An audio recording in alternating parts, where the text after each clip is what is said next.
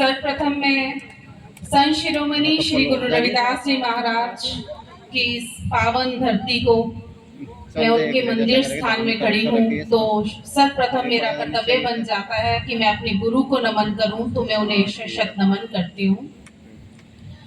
फिर गुरुओं के गुरु, भारत रत्न, शिक्षाविद, कानूनविद, हमारे भगवान, बहुजनों के भगवान डॉक्टर बी.आर. अम्बेडकर जी, मैं उनको सादर नमन करती हूँ, अभिभूत हूँ कि आज का ये जो दिन 23 सितंबर हम संकल्प दिवस के तौर पर यहाँ सभी एकत्रित हैं, तो उन्हें स्मरण करने का दिन है। उनकी जो प्रतिज्ञाएं थी, उनका जो काम था समाज में, उसको पुनः जो है वो जीवित करने का दिन है, तो मैं उनको शत नमन करती हूँ।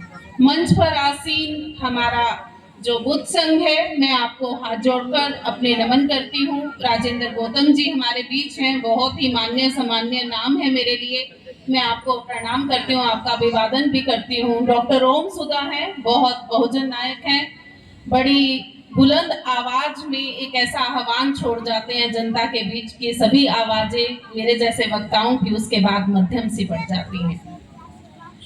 मैं कॉमर्स की प्रोफेसर हूँ, थोड़ी सी आपसे एजुकेशन की, नारी की, और उसके साथ बाबा साहब का जो एक हमें आज के दिन पे जो हमें मैसेज है, उस मैसेज के साथ उसे कनेक्ट करते हुए अपनी बात को रखूंगी।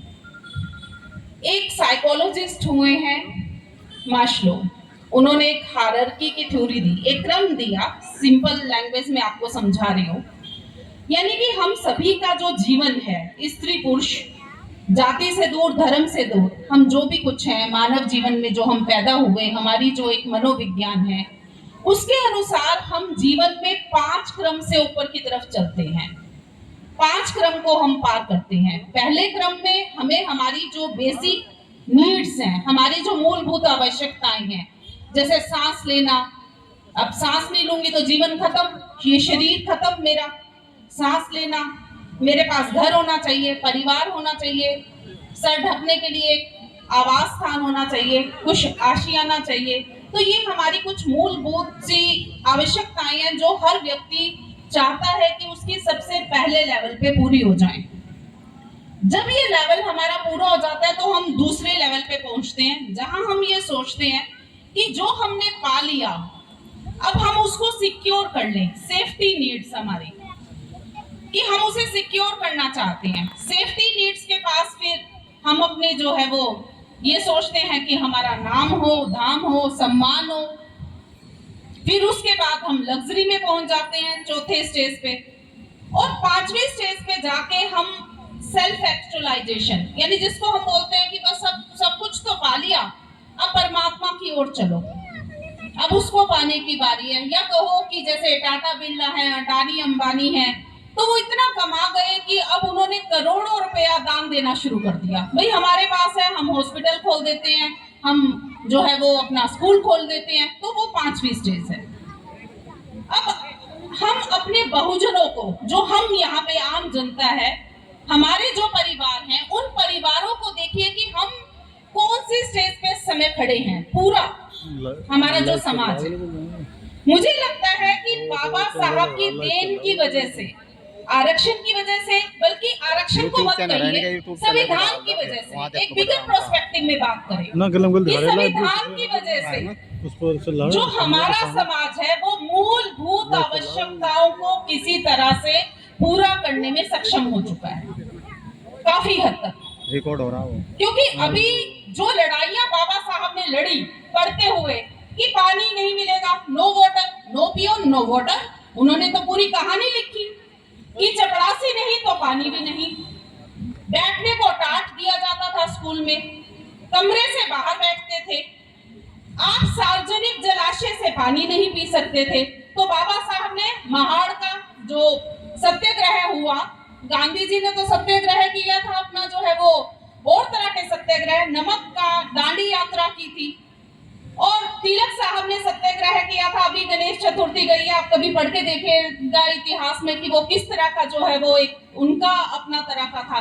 और बाबा साहब ने क्या किया कि जलाशय हम पानी पी सके।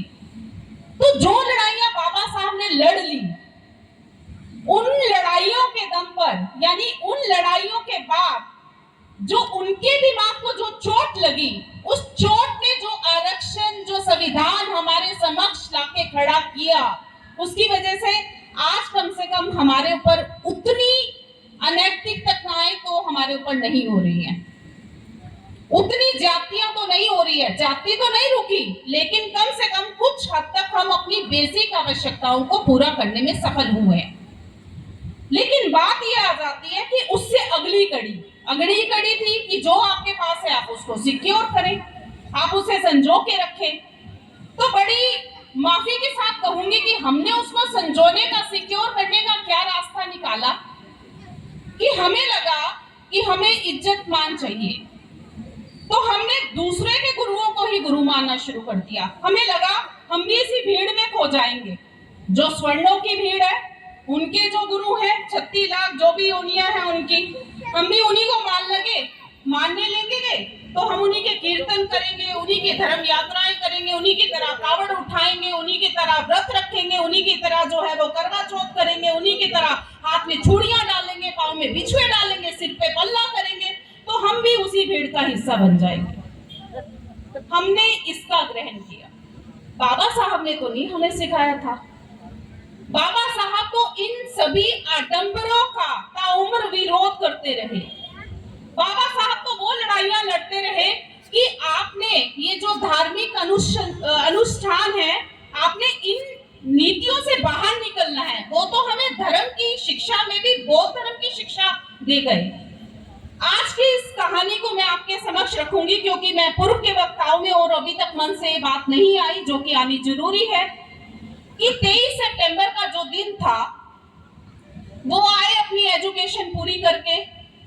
तो पूरी जो एजुकेशन थी उनकी कोलंबिया यूनिवर्सिटी में, और जो लंदन स्कूल ऑफ इकोनॉमिक्स है वहां पे उनकी हुई, और वो भी कैसे हुई, स्कॉलरशिप के बेस पे हुई। तो जब वापस आए बड़ौदा में, तो पहले ही उनको कहा गया था कि देखो पढ़ लिख कर आओगे तो तुम स्कॉलरशिप पे जा रहे होगे, तो आके तुम्हें बड़ौदा के अंदर नौकरी करनी पड़ेगी, शर्त ये है। तो बड़ौदा में नौकरी जो है वो मिलिट्री सेक्रेटरी की नौकरी उनको मिली, उन्होंने ज्वाइन कर ली। लेकिन नौकरी के बावजूद पियोन पानी देने को तैयार नहीं, क्लर्क फाइलें दूर से मार देता था, फेंक के मारते थे उनके पास।